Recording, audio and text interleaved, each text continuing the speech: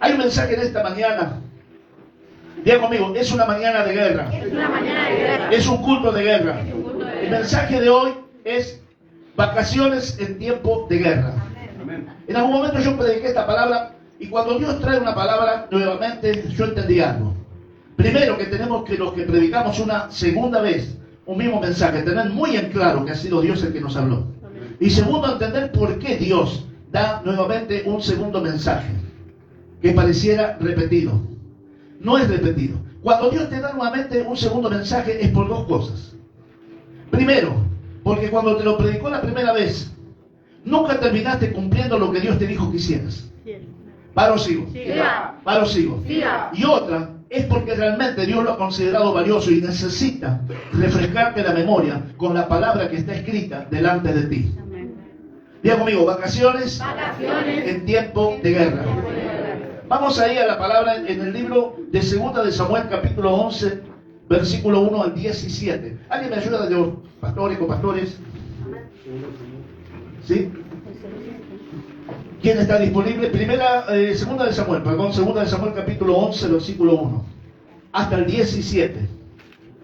Y vamos a ver también después el versículo 26 y 27 del mismo capítulo. Segunda de Samuel, capítulo 11, versículo 1 al 17. Saludamos a la gente conectada en las redes sociales, a la distancia.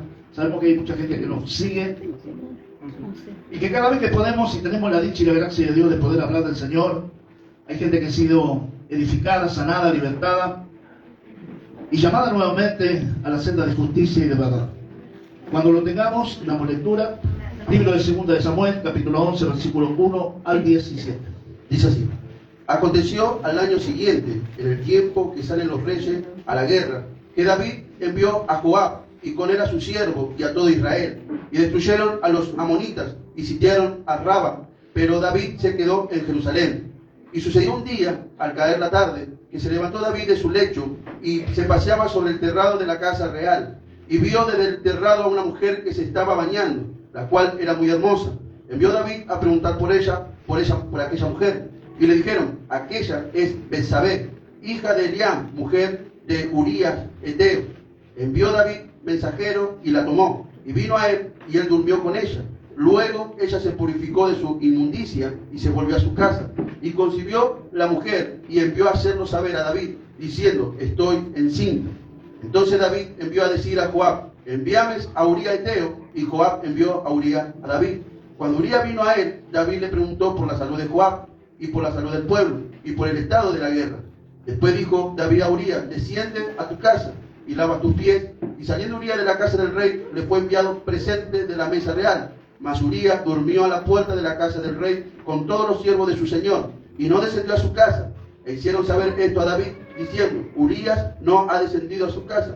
Y dijo David a Urías, ¿no ha venido de camino? ¿Por qué, pues, no descendiste a tu casa?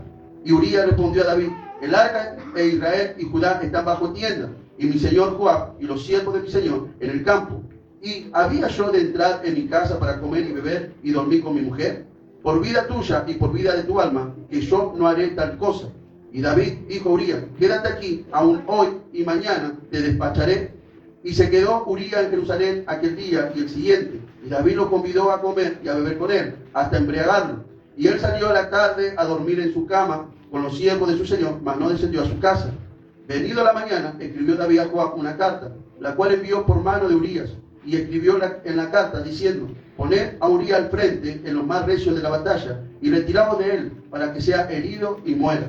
Así fue que cuando Joab sitió la ciudad, puso a Urías en el lugar donde sabía que estaban los hombres más valientes. Y saliendo luego los de la ciudad, pelearon contra Joab, y cayeron algunos del ejército de los siervos de David, y murió también Urías Eteo. Entonces vio Joab e hizo saber a David todos los asuntos de la guerra.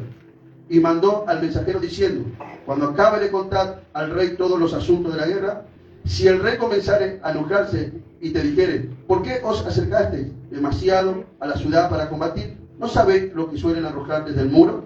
¿Y quien hirió a Abimelech, hijo de Jorobab? ¿No echó una mujer del muro un pedazo de una rueda de molino y murió en Tebes?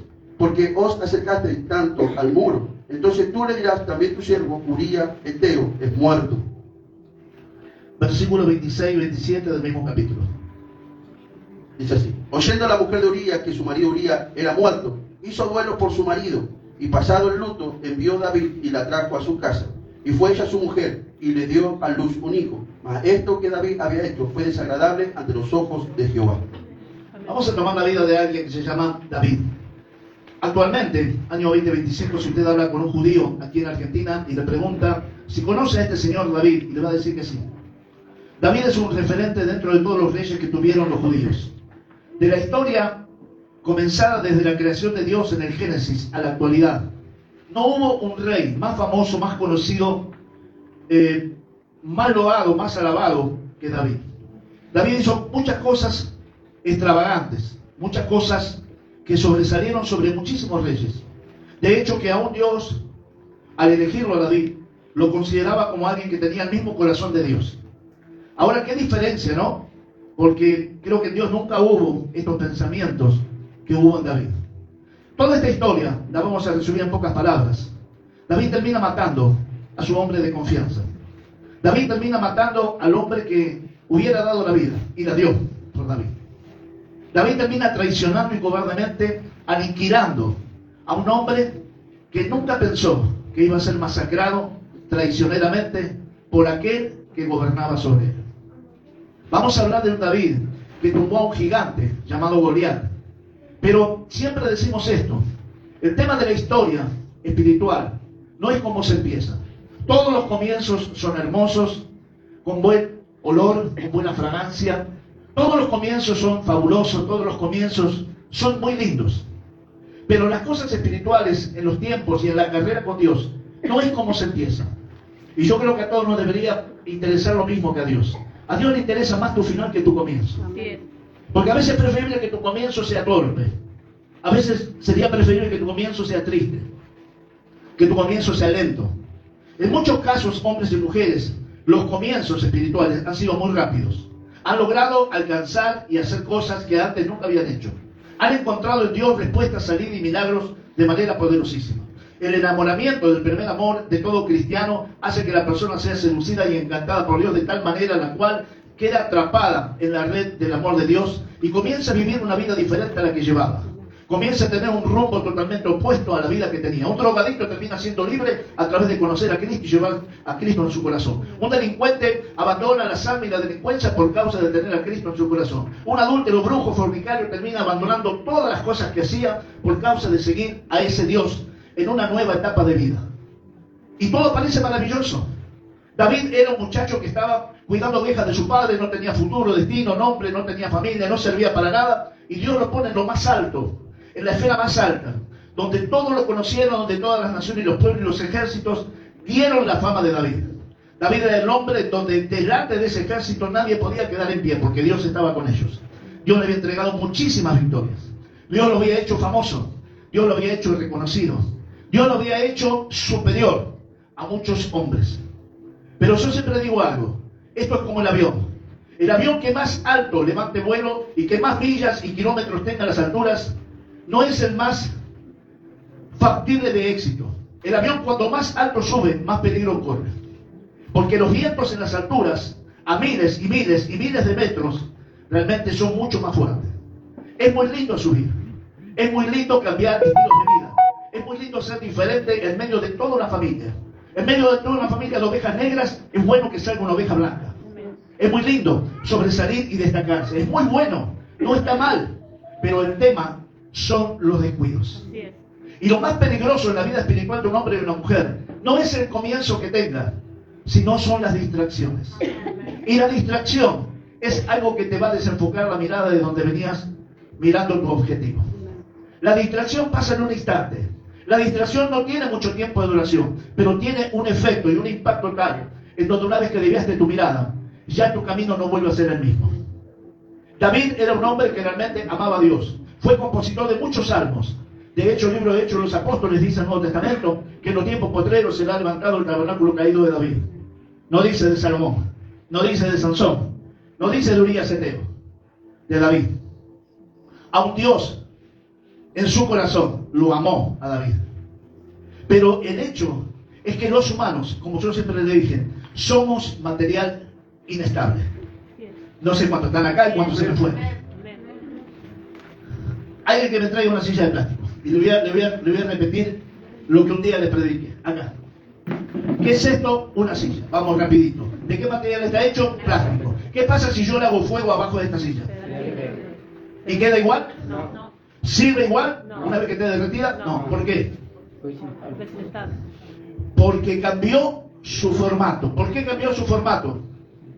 Porque el material de que está hecho es un material inestable. ¿Cómo es inestable? Sí, ante la presencia del fuego, esto se descompone. Y el ser humano es muy parecido a esto. Ante ciertas situaciones cambia su estado y su condición. Y a su nombre, y a su nombre. Estamos hablando de lo que está escrito y escrito está. Y eso nadie lo va a poder mover. David fue el guerrero más grande de Dios.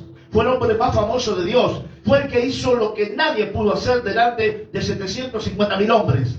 Matar a un gigante a los 16 años. Pero la historia comenzó muy linda. Pero la historia no tuvo la misma continuidad durante el tiempo. Estamos viendo que Israel estaba en guerra. Estaban peleando. Y le digo algo, este es un tiempo muy parecido a los tiempos de David. Y a su nombre. Le hago una pregunta. Si usted no cree que está en guerra, cuéntenos un poquito el testimonio de las cosas que le están pasando en lo personal y privado.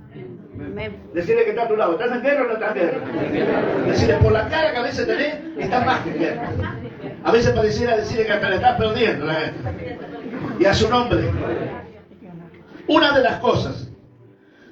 Dios disgustado, Dios desagradado, dice Dios ofendido con lo que David había hecho. Este es el comentario de varias versiones bíblicas. Una de las cosas dice que el año anterior David estuvo haciendo guerra, estuvo peleando, haciendo lo que Dios le había mandado hacer. Ahora llegó el tiempo de volver a la guerra y David se tomó vacaciones. Dios mío, se tomó vacaciones. Ahora en estos pasajes dice la Biblia que Urías, general y guerrero, valiente, dijo esto: el arca de Judá y el arca de Israel está debajo de una tienda. Yo no soy digno de irme a mi casa y pasarla bien después de volver de la guerra y pasarla bien con mi mujer. Mientras hay guerra contra nuestro pueblo y el arca corre peligro. Dígale a su vecino, la presencia de Dios. No le escucho, la presencia de Dios corría peligro. ¿Y qué diferente conducta entre David y Urías, verdad? Uno ya había pecado, ese era David. Y Urías no había pecado. David estaba más preocupado por tapar su pecado y por mandar a matar de forma cobarde y traicionera a su mejor hombre, al más fiel. No se preocupó por perder la presencia de Dios. Eso hizo David. Le voy a pedir que no haga eco. Y una de las cosas es que estaba más preocupado por esto que justamente por cambiar la situación que él había provocado. Él iba a matar al hombre más fiel, al más valiente, al más guerrero. No se preocupó por perder la presencia del Señor. Ahora, el pecado te enceguece. Y Urías estaba más afligido por el arca que por dormir con su esposa en su casa. ¿Qué lección de vida y lealtad nos da Urías en esta palabra también? Una palabra poco conocida, lealtad. ¿Cuántos tienen amigos? ¿Y desde cuánto hace que tiene amigos? Los amigos son tan cambiables como las medias de tus zapatos. Hoy son amigos y mañana lo tenés enfrente como enemigos. Entonces yo vivo en otro mundo, en otra Argentina, en otro país. No he encontrado amigos que desde la infancia no hayan hablado mal de mí. Y el que habla mal de vos no es tu amigo. Es tu adversario. Y hay gente que es muy leal delante tuyo, delante de tus ojos, pero a tus espaldas te clava, no puñales, sables. Y a su nombre. La lealtad es una virtud que poco a poco, como los dinosaurios, va desapareciendo. Esta aparece la canción, ¿no? Dice unicornio. Habría unicornio también de lealtad, donde todo se va perdiendo y se va extinguiendo, donde la palabra no tiene valor ni precio. Delante tuyo te prometen con la vida y a los 2 segundos te están entregando a vos en parte de esa vida. Y a su nombre, y a su nombre. Por eso que dijo algo Jesús: el único bueno es Dios. Cuando a él le dijeron maestro bueno, le dijo: no, cállate la boca, acá no hay maestros buenos. Pero una de las cosas es que David se estaba equivocando, y se estaba equivocando muy feo. Y esto no es porque pase cuando una persona está llena de Dios. El problema es cuando una persona estuvo llena y hoy ya no está llena. Y el tema de la llenura no es que Dios te llena y para siempre. La llenura depende de tu cuidado, de tu permanencia y de tu persistencia. Hoy podés estar muy bonito y mañana podés estar horrible. Todo depende de tu condición y todo depende de cómo vos caminás con el Señor. Dios te llena hoy y mañana si lo volvés a buscar te llena. Pero si no lo volvés a buscar, volvés a lo que eras antes. Y a su nombre. David tomó vacaciones en un tiempo de guerra. Una vergüenza. ¿Por qué? Tú puedes descansar físicamente una vez al año, pero lo que no puedes, lo que no puedes hacer es tomarte vacaciones espirituales. Le estoy hablando a otra iglesia, me parece que veía a Ramos Mejía predicar. Decirle que está a tu lado, no te tomes vacaciones espirituales. Escuche. Pero lo que no puedes hacer es tomarte vacaciones espirituales. Tenemos que entender en qué tiempo estamos viviendo. Son buenos tiempos, pero peligrosos a la vez. El diablo y sus demonios no toman vacaciones. El diablo está pensando cómo destruirte, cómo deshacerse de ti, cómo aplastarte. Por eso no te puedes tomar vacaciones. Decirle a tu vecino, no es tiempo de vacaciones. Decirle, activate o avivate, por favor. Es tiempo de guerra, guerra contra principados, guerra contra potestades, guerra contra gobernadores de las tinieblas, guerra contra huestes espirituales de maldad. Tú no le puedes dar el lujo hoy de decir, no voy al culto, mientras en la iglesia estamos en guerra batallando por tu familia y por ti. ¿Y cómo estuvo el culto? ¿Y qué te interesa, hermano? Si estamos peleando por vos, vas a estar durmiendo en tu casa. Pregúntale a la silla vacía, ¿a dónde está el que tendría que estar ahí? No, escúcheme. O se activa o yo me desactivo. Pregúntele a la silla vacía, ¿a dónde está el que tendría que estar ahí? Y hoy no hace el frío que hacía el domingo pasado. Pero hay gente que le gusta hacer esto. Tomarse vacaciones, y el diablo no se toma vacaciones. El diablo viene aplastando como aplanador. Y a su nombre. Ahora, mientras estamos batallando por esta gente, ellos están de vacaciones y tú no te puedes dar el lujo ese. Hoy no voy a orar porque no me siento bien. Tú no puedes darle la chance ni el lugar al diablo. Tú no puedes decir, hoy no voy a adorar a Dios porque estoy cansada, estoy cansado. Mientras que hay gente que hace guerra constante en los aires. Tú no puedes tomarte vacaciones. Decir a tu vecino, no puedes. Cada madrugada tienes que presentarte, cada mañana tienes que presentarte, cada mediodía tienes que orar y buscar a Dios cada tarde, como hacía Daniel. Y a su nombre. Todo el mundo recuerda a Daniel, pero poco tiene la vida de Daniel. Y a su nombre. Hay una guerra contra los demonios, hay una guerra contra nuestra propia carne. Dije contra nuestra propia carne. Decirle contra tu carnaza. ¿Y qué es tu carne? Lo que no te da ganas de ir a la iglesia. Lo que no te da ganas de escuchar un mensaje fuerte y de verdad. Y a su nombre. Decirle todo lo que le molesta a tu carne es lo que Dios tiene para bendecir. Y a su nombre. Te quiero decir algo más, esta guerra que tú estás peleando, la tienes que ganar. Porque todas las almas están a tu favor, porque los ángeles están a tu favor, porque Dios está a tu favor, la iglesia está a tu favor. Entonces deja de pensar de vacaciones mientras es tiempo de guerra. Si tu casa está llena de demonios, corre a la casa de Dios. A ver, ¿cuánto tiene la casa llena de demonios? Y fíjese cómo se portan los que tienen a su lado. Y usted se va a dar cuenta si son ángeles o son demonios. Como decía el pastor allá de la iglesia de Rodríguez, hay demonios. Y a su nombre. Pero fíjense el comportamiento. Son los que te tendrían que amar y te hacen la guerra, te desobedecen. Se enojan contra vos, se ofenden. No quieren hacer nada, lo mandas a mandado, no quieren. A lavar los platos, no quieren. A tender la cama, no quieren. A colgar la ropa que dejó tirada, no quieren. Y decirle, ¿qué tengo entonces? ¿Ángel o demonio acá al lado? A veces hasta el perro se manifiesta. Una de las cosas es que si las cosas están mal en tu casa, corre a la casa de Dios, abrazar el altar y seguí la guerra desde ese lugar. Una de las cosas que Pablo le dijo a Timoteo, tú no eres cobarde, Dios te dio un espíritu de poder, de amor y dominio propio. Tienes que guerrear, decir a tu vecino, el que afloja pierde. No veo gente, yo le digo de verdad, que si usted tiene miedo, entonces usted no es ningún guerrero. Decir, el que afloja pierde. El diablo todos los días piensa en cómo destruirte, por eso levanta discordia, pleitos, peleas familiares, problemas en el trabajo, levanta ofensas, enojos. Esos son demonios disparados como flechas contra los hermanos de la iglesia, contra los matrimonios, contra los hijos, contra la iglesia. Sabe el diablo que le queda poco tiempo y viene con todo. Levantate y pelea. Decide, sacudite de una vez por todas y pelea. Deja la ñaña, deja la queja y deja la excusa. Y a su nombre. Tú no puedes estar pensando en ir a pasear a la plaza mientras que hay una iglesia que está haciendo guerra por vos. Y a su nombre. El diablo está esperando que te enfríes. Está esperando que te pongas tibiecito, tibiecita. Decirle, empezá a tibiarte. Decirle, y ahí te va a comer con tomate y lechuga. Decirle a tu vecino, el diablo no come a los que están calentitos. Porque los que están calentitos le queman la trompa al diablo. Decirle, ¿le estás quemando la trompa? O ya está cerca de la lengua del niño. ¿Usted no vio cuando toma la sopa caliente? Enseguida frena.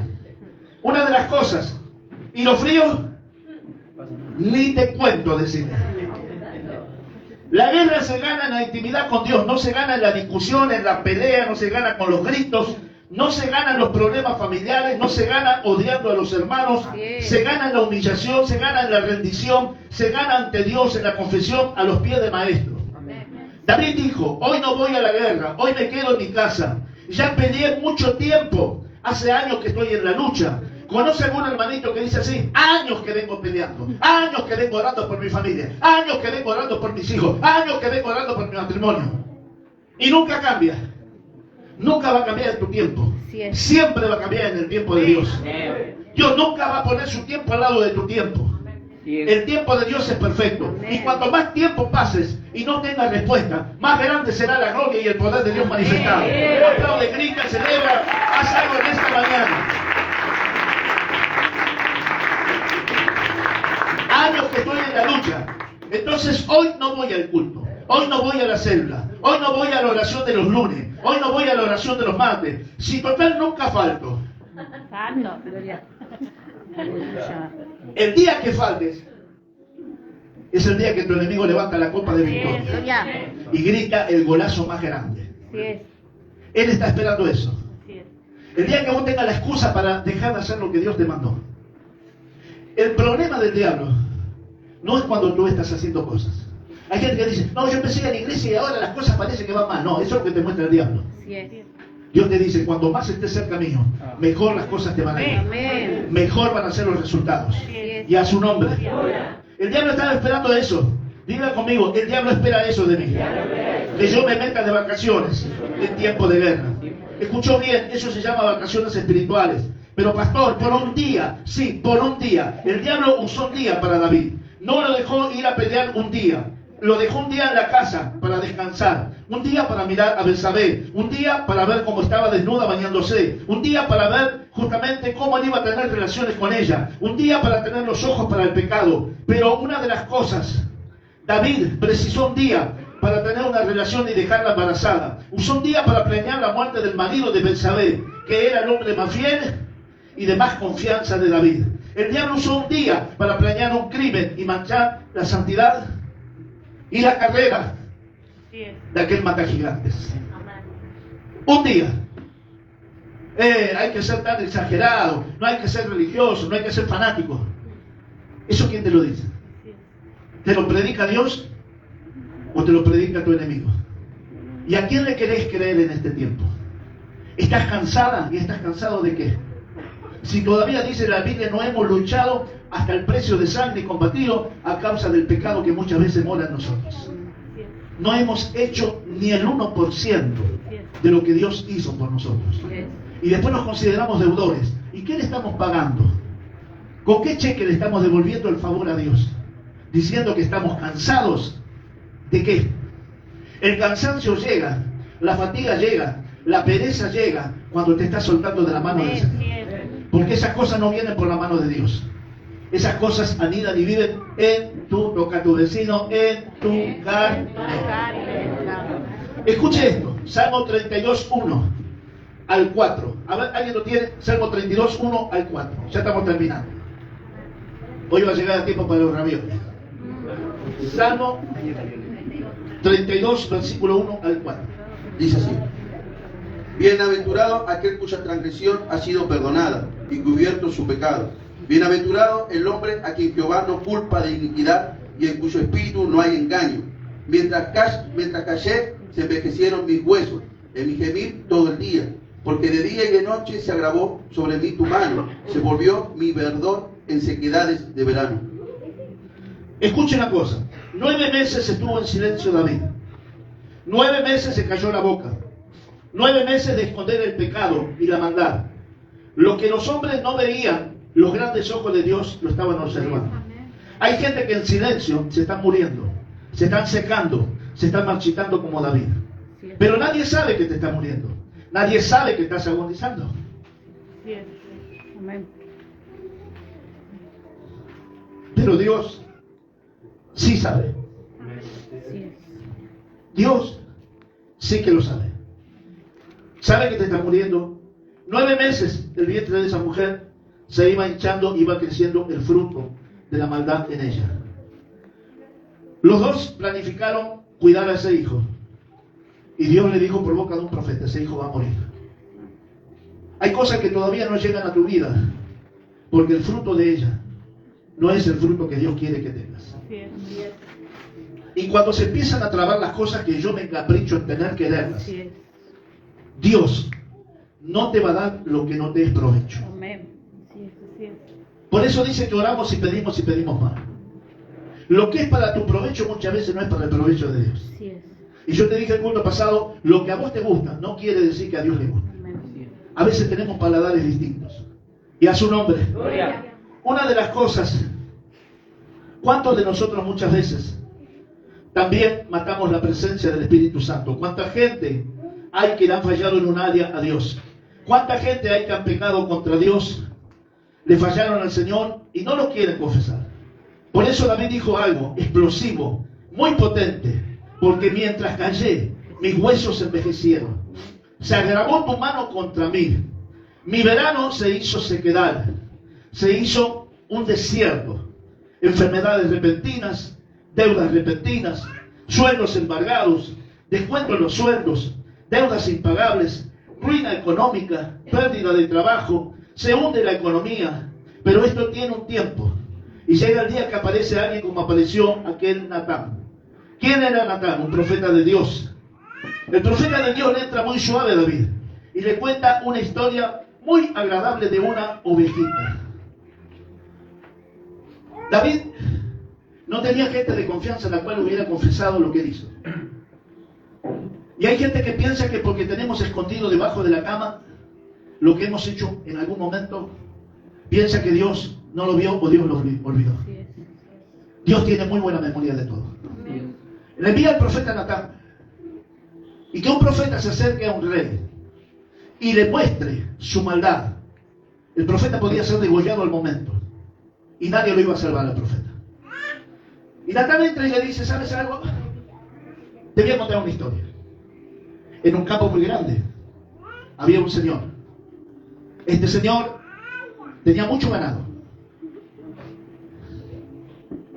Pero dentro de ese ganado él tomó una oveja que no era suya, e hizo con ella lo que nunca debía haber hecho. Entonces David, yo no sé si se hizo el tonto, porque hay veces que nos gusta patear la pelota fuera de la cancha, sabiendo que eso no está bien, ¿no? Y le dijo, la verdad que no te entiendo. Le dijo, mi señor, léalo, ¿usted no me entiende? El dueño de todos los campos y el dueño de todas las cosas era usted. La oveja que tomó indebidamente, que no era de su propiedad, era usted. Y la otra oveja que también tomó y la mató, era usted. Cuando mandó a matar, orilla ese tío. Nadie lo supo. Nadie lo vio. Pero dice el Señor que tu pecado no prosperará sobre ti. Diga conmigo, el Dios que me ve. El Dios que me ve. No lo escuché, el Dios que me ve. El Dios que me ve. La gente tiene un ojo limitado. Dios tiene los ojos ilimitados. La Biblia dice en Proverbios 28:13, escuche, escuche. El que encubre su pecado no prosperará. Pero el que lo confiesa y se aparta de ellos, alcanzará misericordia. ¿Cuál es la salvación de alguien que se equivoca y falla delante de Dios?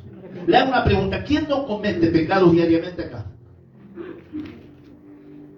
Bueno, si alguno levanta la mano, yo me estaría enfrentando a un marciano. Y sí, porque la Biblia dice que todos pecamos. Toca que está tú decirle, todos pecamos. Decirle, con tu pensamiento, con tus ojitos, con tus oídos, con tus manitos, con tus patitas. Y si no, dígale a Dios que cambie, entonces arranque esa soga porque se equivocó y acá hay alguien que está mejor que Dios. Y a su nombre, y a su nombre. Proverbio 28:13 dice eso, que el que encubre su pecado, el que tapa, el que esconde, no prosperará. Las cosas no le van a ir bien. Pero el que lo confiese y se aparta, este hallará misericordia. Termino con esto. Hay un poder terrible en la confesión. La guerra se gana cuando tú confiesas, cuando tú hablas, cuando tú dices la verdad, cuando te sinceras. Ahí entonces la maldición, la ruina, tiene que cerrar su boca. Pero pierde la guerra si te callas la boca. Hoy es el gran día, el día de los valientes, el día de las valientes, el día de coraje, porque una de las cosas que cuando pasemos al altar, Dios no te pide que le confieses al que está a tu lado lo que hiciste. Dios quiere que tú le digas a Él que reconoces que te equivocaste e hiciste las cosas mal. Vamos a confesar hoy lo malo, lo que hemos hecho. Yo te doy unos segundos y una de las cosas que tenemos que entender, dice el libro de los Hechos de los Apóstoles, que delante de Dios están todas las cosas abiertas y desnudas delante del que vamos a dar cuenta. Usted no sabe lo que yo pude haber hecho, yo tampoco sé lo que usted pudo haber hecho. Pero decirle a tu vecino, hay un Dios. Hay un Dios. No, hay un Dios. Hay un Dios. Hasta que todo no hable, yo no paro. No, yo no, el mensaje no me queda. Decirle, hay un Dios que te conoce y no de ahora. Decirle, cuando estabas en la panza de tu mamá, ya Dios te había visto. Decirle, tu mamá no se había enterado de que estaba embarazada de vos. No, veo que no está hablando, ¿no? Yo no tengo problema, pasamos acá, vamos a 4:30, 7, pongan acá. Decirle, o te pensás que nosotros nos podemos burlar de Dios. Que tan fácil le podemos decir a Dios, Dios no me vio. Que Dios no te haya dado lo que todavía mereces, no significa que no haya visto lo que vio. Porque a veces pensamos, y como un rayo no me cayó en la cabeza, como no exploté como un sapo con un cigarrillo en la boca, como todavía no reventé, entonces Dios no se dio cuenta. Toca al que está a su lado, a la derecha, a la izquierda, atrás y adelante. Decirle, Dios se dio cuenta hace rato. Nada más que la Biblia dice que Dios es paciente con todo para que procedan al arrepentimiento. Eso es una cosa, pero que Dios es tonto, Dios no se chupa el dedo, decirle, ¿eh? No, decirle, Dios no se chupa el dedo. Dígale ahí a los que tienen cerquita. A veces pensamos que Dios está mirando el fútbol de Europa. No. El Señor lo ve todo, lo sabe todo, lo conoce todo, y no de ahora. Antes que te fabricara, Dios sabía cuántas veces iban a ser tu caída y cuántas veces iban a ser tu levantadas. Cuando usted empieza a meterse en la mente de Dios, a ver, nosotros somos tan chiquitos que a veces ni con un microscopio nos pueden ver. Y a veces pensamos que somos gente que podemos hacer mucho. Si estás acá, es porque todos juntos entendemos que no podemos hacer nada. Y que solamente de la mano de Dios se puede empezar a cambiar esta historia que estamos viviendo y que estamos teniendo. Cierra tus ojos.